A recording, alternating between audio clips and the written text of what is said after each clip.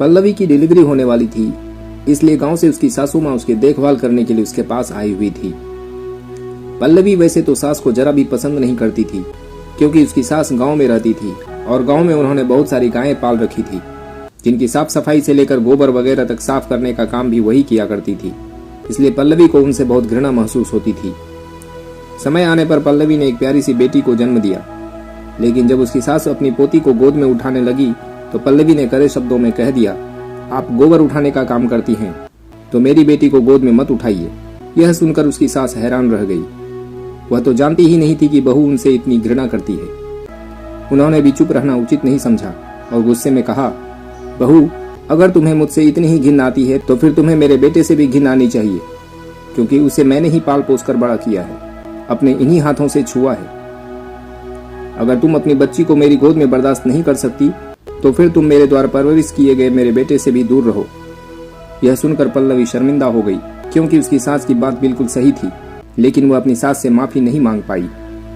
पल्लवी जब हॉस्पिटल से घर आ गई तब भी उसकी सास पोती से दूर दूर ही रहती थी, क्योंकि एक बार कड़वी बातें सुनने के बाद उनका मन उदास हो गया था और वह सोच रही थी कि अब वो जल्दी ही गाँव वापस चली जाएंगी।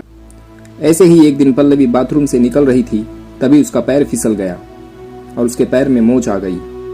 तब उसकी सास भागते हुए उसके पास आई और उसे सहारा देकर बेडरूम में ले गई और उसके पैर में तेल से मालिश करने लगी। यह सब देखकर अब पल्लवी से रहा नहीं गया। उसने अपने हाथ जोड़ लिए और माफी मांगते हुए बोली, मम्मी जी, मुझे माफ कर दीजिए। उस दिन मैंने आपके साथ बहुत बुरा व्यवहार किया और मैं उसी दिन से शर्मिंदगी महसूस कर रही हूँ, लेकिन मुझे माफी मांगने की हिम्मत नहीं हो रही थी। मगर आज मैं खुद को रोक नहीं पाई। मैंने आपको हमेशा नीचा महसूस करवाया, लेकिन फिर भी आप हमेशा मेरी मदद करने के लिए मेरे साथ खड़ी रही। मैंने अक्सर आपको गोबर और मवेशियों की गंदगियां साफ करते हुए देखा था। इतनी गंदगी में आपको काम करता देख मैं आपसे घृणा करने लगी थी, लेकिन मैं गलत थी।